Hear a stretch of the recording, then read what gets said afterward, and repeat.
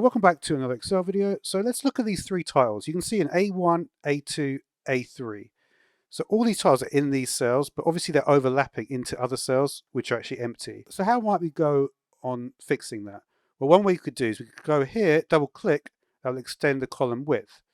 The converse of that is to select the width that we want. So say we want it to be that wide, just select these cells, and then we can press this button, wrap text. So that will increase the row height instead. Another thing we could do is merge the text. So we could select this, do merge and center, or we could also do merge across. So that would keep the text in the same place. And then if you wanted to do the same thing for these, you could select multiple rows like that and do merge across. So here you can see A1, A2, A3, and then we click right. So you can see that makes it kind of a different way of doing things there.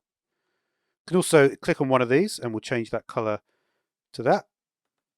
And now we're going to double click here and you see we can do this. And you see I can put something which is 5 wide there. And the starting point won't matter. All right, AutoSum now. So how might we do AutoSum? Well, this is AutoSum. So let's try some numbers in here. Let's do 5, 7, 11. All right, so say we wanted to put the total of that in here. How might we do that? Well, we could just click on this cell and you see it's automatically going to do it. So sum, this is what it does. It types it basically in. Equals sum, and it does B2 to D2. That's what it's saying here, right?